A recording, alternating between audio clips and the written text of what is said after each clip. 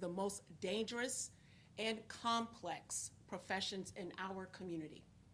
Each time our law enforcement partners answers the call of duty, they do so with the understanding that what they encounter that day may alter their lives, including their own. Last May, what began as a traffic stop in Mifflin Township quickly turned into an act of horrific violence when Daveonte Dixon opened fire on 2 officers. 2 days later, as members of the Franklin County Sheriff's Office worked to safely take Mr. Dixon into custody, he opened fire yet again, this time on 4 deputies. That is 6 officers targeted in the line of duty over 2 days, a deliberate pattern. The severity of these crimes must be met with the strength of the law. And few things are more severe than attacking the people that are sworn to protect this community. The job of a prosecutor is to ensure accountability and to uphold public safety. Today, the court imposed a total and at minimum 78 years in prison, a sentence that reflects those principles and meets the gravity of those crimes. I want to thank Judge Avini as well as Judge Brown for weighing our request carefully and imposing a sentence that reflects true accountability and justice. I'd also like to take this opportunity to thank Mifflin Township Interim Police Chief Brooke Darnell, Franklin County Sheriff Dallas Baldwin, and the officers and deputies who lent their voices to this process. The willingness to testify helped ensure the outcome that we received today. And to every officer, deputy, and law enforcement partner who puts the uniform on every day, thank you. This community is safer because you chose this work. Finally, I want to recognize First Assistant Cheryl Pritchard and Major Crimes Unit Director Stephen Schott for leading this prosecution and everyone on their teams who put the hours behind the scenes. Just as I have said before, the Franklin County Prosecutor's Office is not here to take sides. We are here to uphold the law. Our commitment is to accountability and justice, no matter the individual, no matter the uniform, and no matter how difficult the case may be. Thank you. And at this time, I would like to invite Mifflin Township Interim Chief of Police, Brooke Darnell, to deliver a few remarks.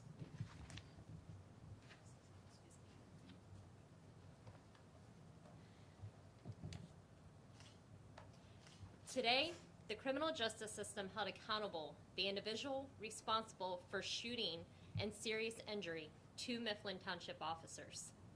Throughout this statement, I will only refer to the defendant as him. I will not give the recognition of his name being spoken. Today is not about him. It is about our 2 officers, their families, and the law enforcement community that stood beside them. 2 of our officers came within moments of losing their lives, protecting this community. Their injuries did not end when they left the hospital. Instead, that day changed their lives forever. Officer 1 has asked that his victim's representative speak to his condition that he continues to face. However, he was not invited to participate today. Officer 2 continues to experience limited movement and loss of feeling in his right hand, with numbness extending the entry wound down. This not only had a tremendous impact on their families, but on our entire department. In a small department, every officer matters, and seeing 2 of our own seriously injured was felt by all of us. Their recovery continues, and so does our commitment to standing beside them, their families, and this community. I would like to recognize the tremendous support that carried us through this to the end. I sincerely thank the Franklin County Sheriff's Office, the Detective Bureau, the SWAT, and all the specialized units that worked tirelessly to investigate this case, locate him, and ensure that he was brought before this court. I would like to recognize the Franklin County Sheriff Office patrol deputies, the Clinton Township Police Department officers, for stepping up when our department needed them the most. They have gone above and beyond that day and every day since then, helping us continue to answer calls and protect our community. I also want to recognize the Columbus Division of Police and the Blendon Township Police Department for their response that day and the assistance that they have so graciously provided. I want to thank FOP President Brian Still and Lodge 9. From the moment this call came in, President Still and the Lodge stood beside our officers, their families, and this department. He has never stopped advocating for them, representing them, or making sure that their voices were heard. His support and the Lodge's support means more to this department than I can express. Lastly, I want to thank Franklin County Assistant Prosecutors Steve Schott and Cheryl Pritchard for their dedication to this case. The countless hours and the commitment to this case to ensuring the defendant was held accountable means a lot to all of us. As for Judge Avini and Judge Brown, we also want to thank them for holding him accountable for his actions. Our commitment to Mifflin Township has not changed. May 28, 2025, our officers willingly placed themselves between danger and those who needed help. That is what we do, and that is what this badge represents. That commitment will not change, has not changed that day our officers were shot, did not change today, tomorrow, and will not change beyond that. While today's sentence cannot undo what happened, it cannot erase the injuries, the scars, or what these officers and their families have endured. Today, accountability was served, and our community is safer because of it. Next, I bring up Sheriff Dallas Baldwin.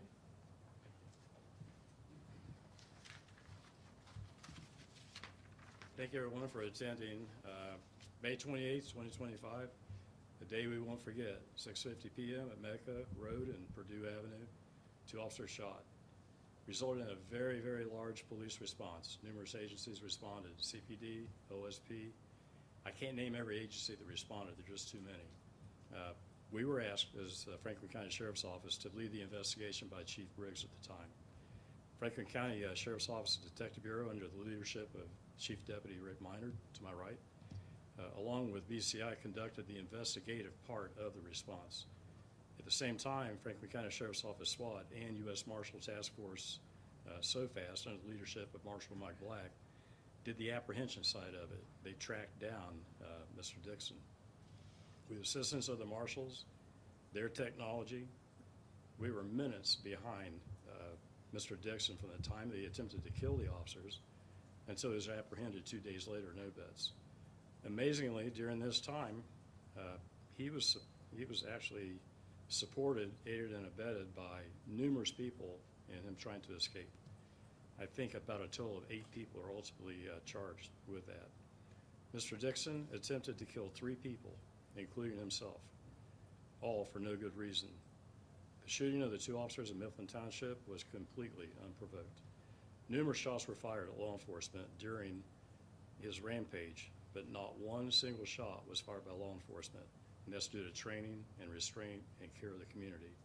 As a matter of fact, law enforcement administered first aid to Mr. Dixon when he was apprehended. Had it not been for law enforcement, he wouldn't be here.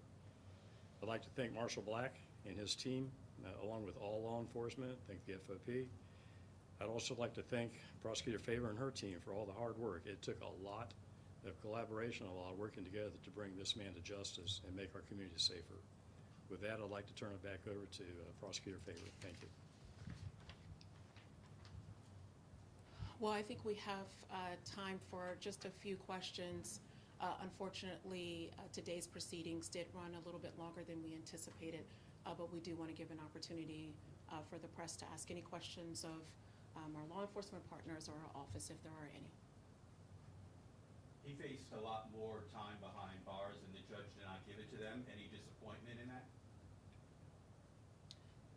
We are respectful of the court's decision here today.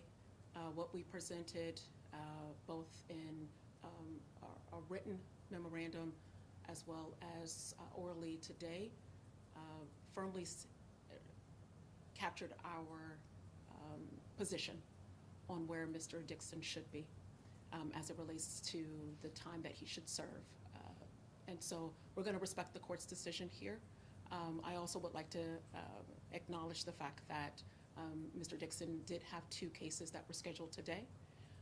And so the time that Judge Avini handed down today, 67 to 72 and a half, will also run concurrently, with Judge Brown's case, which had Consecutively to 11 to 16 and a half. Thank you. 11 to 16 and a half years. I wrote it down. So Judge Brown mentioned the fact that it was a joint decision with the defense and the prosecutor's office to release him on committed control in those 2023 cases. Any regret there or any changes in how you move forward in these types of cases?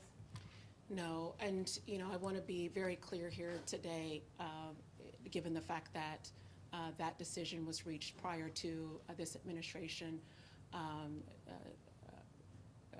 taking seat here. It will not be my role to disparage any prior decision that this office made. Furthermore, I would stand firmly behind the decisions that that administration, as well as those prosecutors who were leading that case at that time, the decision that they reached. I think that it is important for us when incidents like this happen not to disparage the reality that those facts, that people have the ability to change if they do choose to change. Mr. Dixon was given an opportunity by the court to change, and he acknowledged and thanked the court today for that opportunity to change. But he made a terrible decision that impacted the lives of not only 2 officers, but their families and their trajectory. And so we acknowledge the fact that we can do both. We can talk about the need to have opportunities to rehabilitate individuals who commit acts of crime in our community, while also saying that there are those who need to be held accountable when they commit serious acts of violence. And that is what happened today. What do you make of the defense's explanation that he panicked out of fear, and that's why this all unfolded? That is Mr. Dixon's interpretation of why he chose to commit that act. I don't have anything to say to that. How concerned were you with the sentencing today, given what happened a few weeks ago with Marcus Williamson, committed 9 bank robberies, got community control? How concerned were you that something like that might happen here, with the lesser sentence, obviously? Yeah, I acknowledge, I think at that time that I would respectfully agree to disagree with the court. Again, I am not disparaging second chances. I talk about it all the time and wholeheartedly believe in the opportunities for someone to be rehabilitated.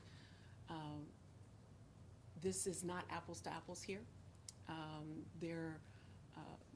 That individual committed several acts of violence in our community, and unfortunately the court did not see it our way. In this instance, as Judge Brown indicated, Mr. Dixon did not have a prior history of committing felony acts, which did weigh in her decision making when she did approve the agreement between prosecution and defense. And so it's something that we always consider, but at the end of the day, I am grateful for the decision that the court, both Judge Brown and Judge Avini, handed down today. You were in the courtroom One more question. You were in the courtroom when Mr. Dixon spoke. He apologized. He said he was remorseful. He didn't mean to do it. What's your reaction to what he said in court today? I appreciate the acknowledgement of accountability. It is upon each and every one of us to make their own determination whether or not they believe it to be true. And only time will tell what he chooses to do with the time and how he chooses to serve that time. This office, this administration has made its commitment to not only for our job not to just end at the courtroom phase, but for us to go a step further and go into our corrections institutions.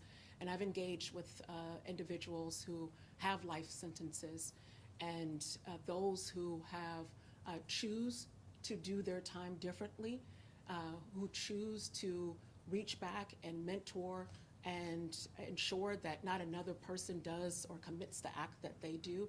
That's a way of demonstrating that you are remorseful for your act and that you are doing what you can to take accountability while inside. Time will tell if Mr. Dixon chooses to take that path or not.